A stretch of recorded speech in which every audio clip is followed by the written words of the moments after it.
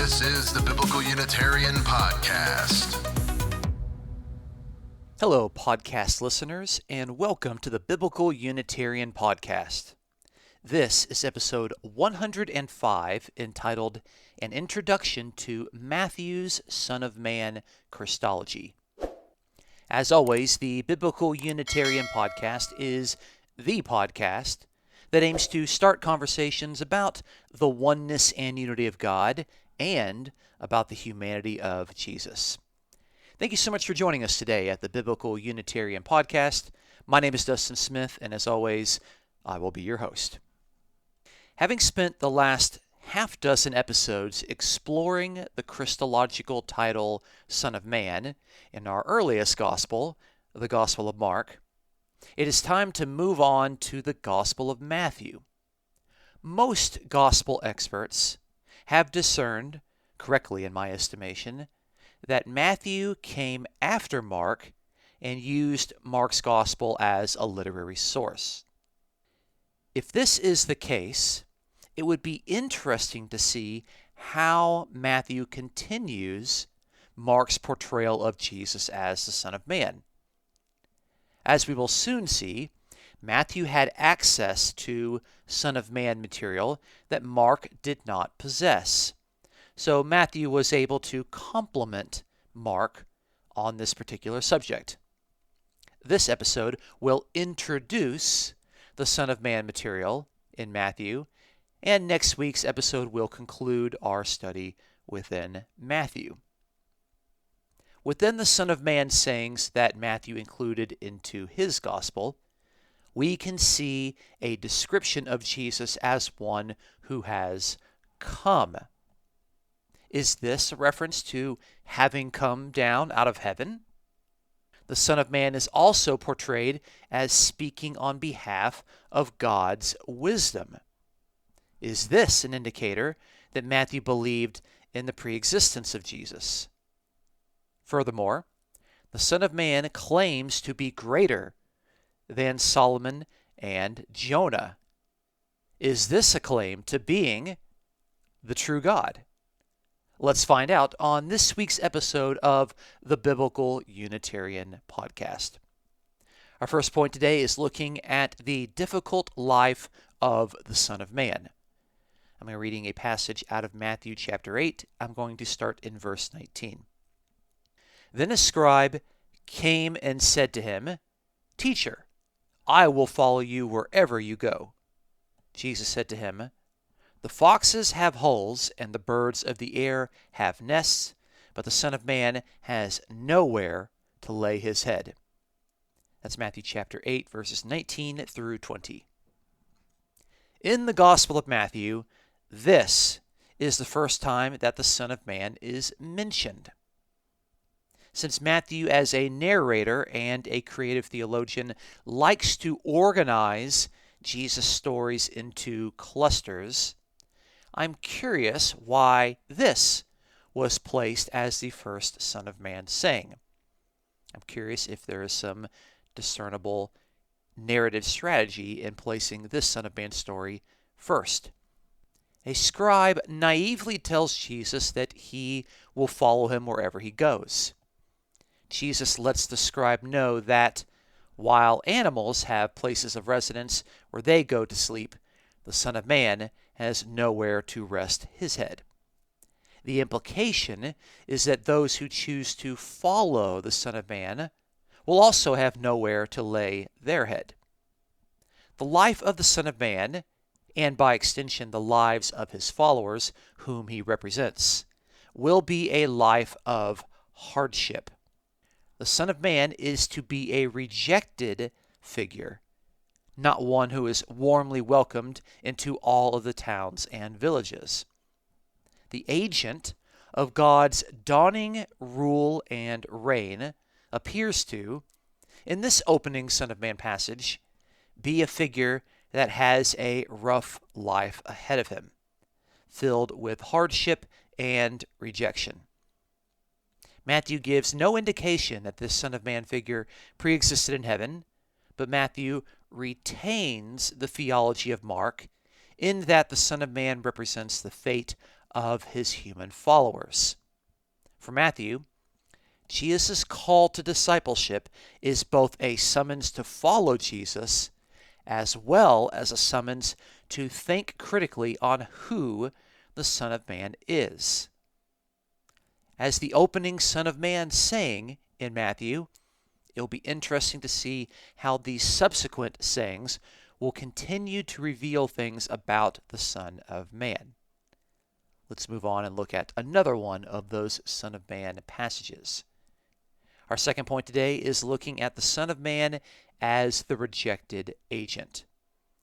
I'm going to read a passage out of Matthew chapter 11. I'm going to start in verse 16. But to what shall I compare this generation?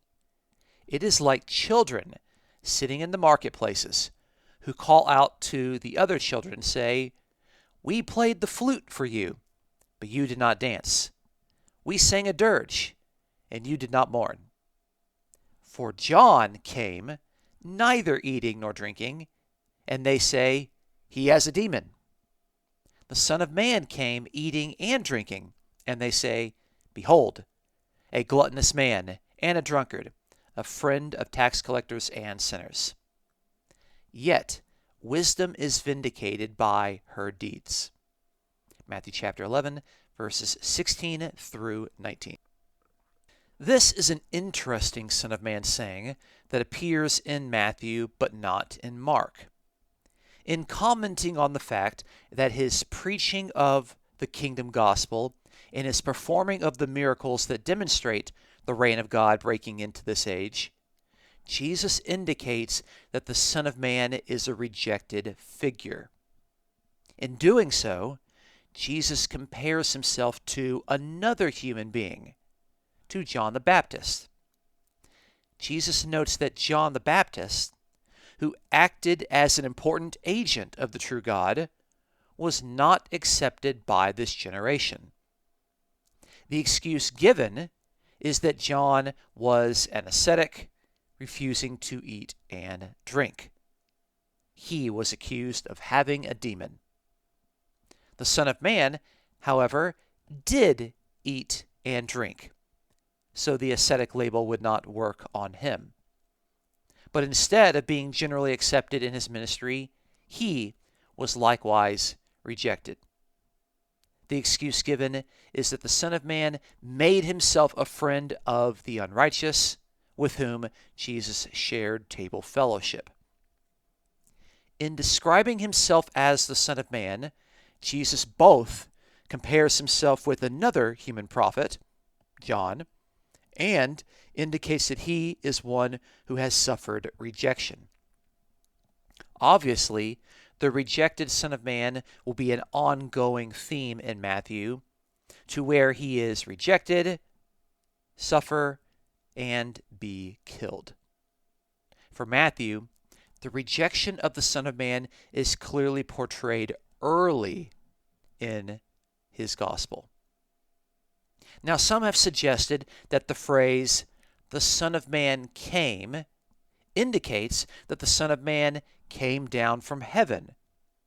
And those who argue this point suggest that the imagery of the Son of Man in Daniel chapter 7 as a figure who comes on the clouds is a further indicator of this pre-existent status. But the suggestion that the Son of Man coming refers to one who pre-existed in heaven and came to earth seems unlikely. Jesus parallels, in this passage, the experience of the Son of Man with that of John the Baptist, who is also described as having come, using the very same verb to describe both figures, the verb eilthen, which comes from erchomai. In portraying both John and Jesus as having come, Matthew seems to regard both persons in light of the typical prophetic terminology, having come in light of their commissioning for a mission.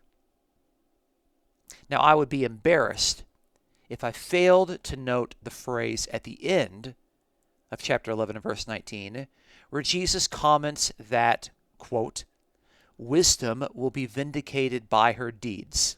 End quote. This is one of the many indicators within Matthew to demonstrate that he possesses a wisdom Christology, which is the understanding about Jesus that portrays him in terms of the personified Lady Wisdom. Wisdom, as it is portrayed in the book of Proverbs, is a personification of God's wise interaction with and instruction to his creation.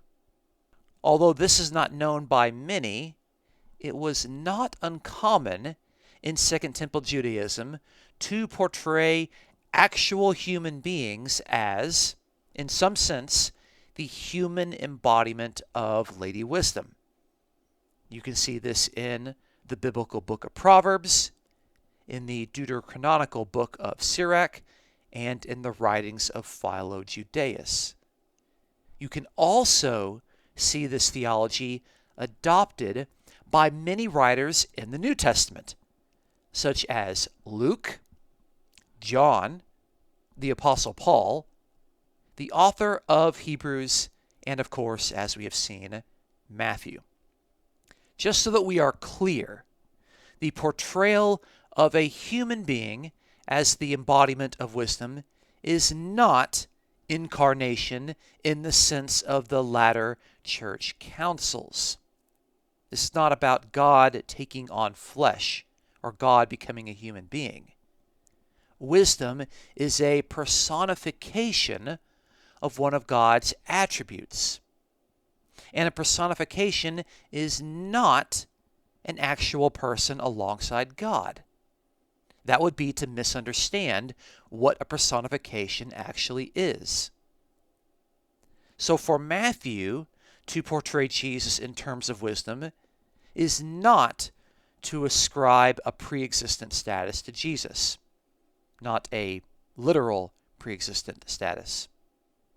It is, rather, to indicate that wisdom, that is, God's wise interaction with and instruction to his creation, can now be found in the ministry of Jesus Christ. Specifically, it is the Son of Man who acts as wisdom's embodiment. For Matthew says that the Son of Man came eating and drinking, and they say, "Behold, a gluttonous man and a drunkard, a friend of tax collectors and sinners, yet wisdom is vindicated by her deeds." Jesus speaks of the Son of Man doing deeds, the Son of Man being rejected, but ultimately it is wisdom vindicated by her deeds. The Son of Man, the human agent of God, is depicted here as speaking for wisdom, to the point where the actions of the Son of Man are regarded precisely as the actions of Lady Wisdom, who will be vindicated by her deeds. So it is interesting, in my opinion, to note how Son of Man Christology can overlap wisdom Christology in Matthew, just as Son of Man Christology overlaps Son of God Christology in Mark. The two are not one and the same, but it's interesting to see how these evangelists, these gospel writers, can take these titles and overlap them in various verses. So that's enough about Matthew's wisdom Christology and how it overlaps his Son of Man Christology. Let's move on to another passage. Our third point today is the Son of Man who is greater than Jonah and Solomon. I'm going to read a passage out of Matthew chapter 12. Let's start in verse 39. But he answered and said to them, "An evil and adulterous generation craves for a sign, and yet no sign will be given to it but the sign of Jonah the prophet. For just as Jonah was 3 days and 3 nights in the belly of the sea monster, so will the Son of Man be 3 days and 3 nights in the heart of the earth. The men of Nineveh will stand up with this generation at the judgment and will condemn it, because they repented at the preaching of Jonah. And behold, something greater than Jonah is here. The queen of the south will rise up with this generation at the judgment and will condemn it, because she came from the ends of the earth to hear the wisdom of Solomon, and behold, something greater than Solomon is here. That's Matthew chapter 12, verses 39 through 42. This passage offers a lot of similarities to our previous section, where the Son of Man is likened to another prophetic figure. In the former passage, the Son of Man was a rejected figure like the prophet John the Baptist. In this passage, the Son of Man is compared to the prophet Jonah. This is significant because Matthew seems insistent upon portraying for his readers the Son of Man in terms of other human prophets, which seems logical in my estimation because Son of Man implies a human being, a member of the human race. In what appears from hindsight to be a prediction of the Son of Man's rejection unto death, from the perspective of the narrative, Jesus is offering a riddle about the looming fate of the Son of Man. As a veiled reference to the coming death of the Son of Man, this passage indicates that, as we expected with the common definition of Son of Man, this figure is mortal. This figure is capable of dying. Without any further qualification, Jesus predicts that the Son of Man will be in the heart of the earth. That is the regular place of burial for the deceased. The Son of Man is not an immortal figure. It is only after he is raised from the dead by God that the Son of Man is exalted to immortality. So while Matthew compares the Son of Man with the human prophet Jonah, he also depicts the Son of Man as one who is truly mortal. Now this passage continues by insisting that something greater than Jonah is here. The following verse discusses the former King Solomon, and it says that something greater than Solomon is here. What is it about the Son of Man that makes him greater than Jonah and Solomon? Of course, some have argued that only God is greater than human beings, like Jonah and Solomon. So this phrase, they argue, indicates that Matthew really believed that Jesus was God in the flesh. Well, it is true that God is greater than human beings, especially human beings like Jonah and Solomon, but is this the only answer that we can give to this passage? I think that it would be prudent to focus on the title Son of Man, which is the manner in which Matthew has framed this passage for his readers to consider. It is the Son of Man who is greater than the prophet Jonah and the former King Solomon. That is, it is Jesus in his capacity as a human being that is greater than Jonah and Solomon. What is it about the Son of Man that makes him greater than all of these important human beings within the history of Israel? If we note the context of our present passage, the Son of Man is, as I mentioned, making a veiled prediction of his death, which naturally follows after being rejected and suffering.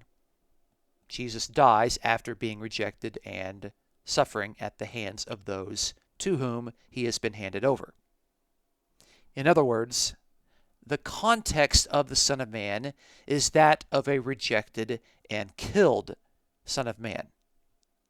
For Matthew, the narrative has not yet reached the point where Jesus is going to repeatedly tell his disciples that the Son of Man is to be handed over to suffer and be killed as part of the messianic vocation. For the gospel writers, the Messiah is not just the king of the kingdom of God, God's anointed king.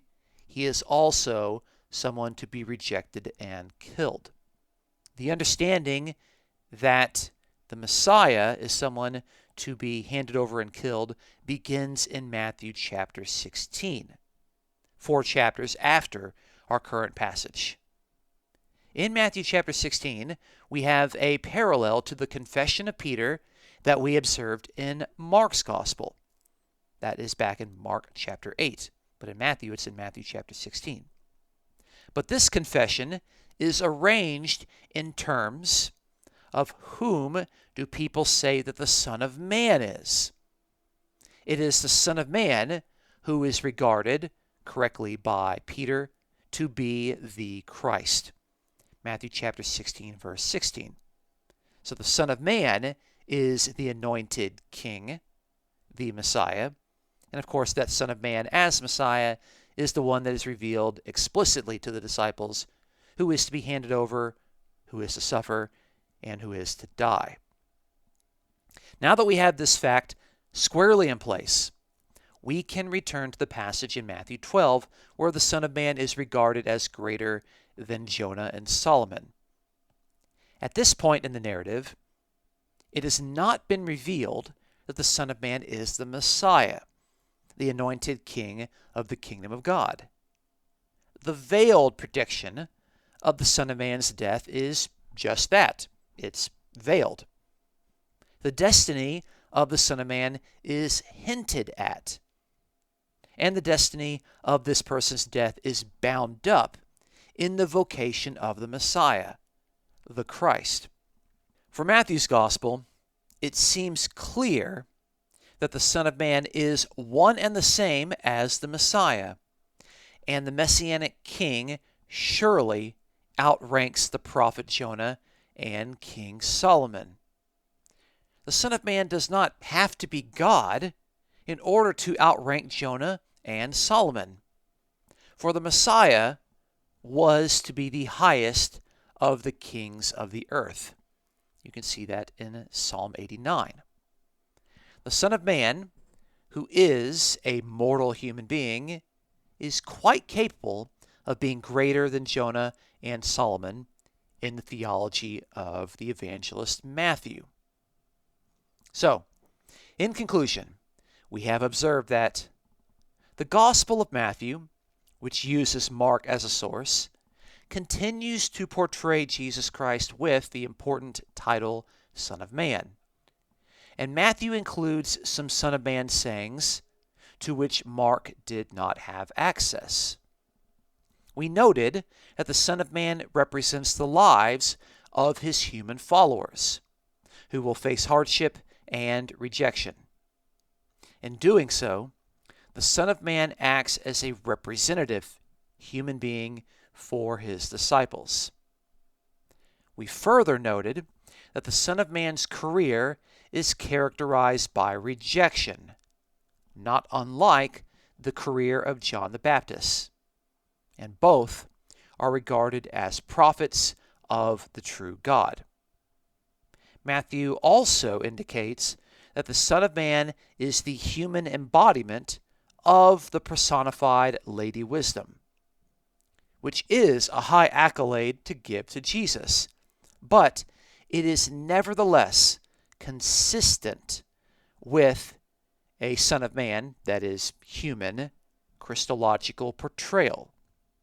We also observed that the Son of Man is a mortal figure in Matthew, one who dies and is buried. The true God, the Father, raises the Son of Man from the dead at the climax of Matthew's Gospel. As the Son of Man, who is also the Messiah, he ranks higher than Jonah and Solomon. Thus far, Matthew has consistently portrayed the Son of Man as a human agent of God the Father. Although Matthew contains a number of Son of Man sayings that are not found in Mark, Matthew's portrayal is consistent with what we can see in the Gospel of Mark. Even with Matthew's insistence that the Son of Man is the embodiment of wisdom, this is consistent with an understanding that the Son of Man is a human being. Like Mark, the Gospel of Matthew understands the Son of Man in terms best described as high human Christology, rather than a Trinitarian or an angelic Christology. Join us next week as we continue to study the Gospel of Matthew in regard to its portrayal of Jesus as the Son of Man. Please consider supporting the Biblical Unitarian Podcast as it aims to promote the sound truths about the oneness and unity of God and about the humanity of Jesus. You may check out this episode's description for a PayPal link to donate.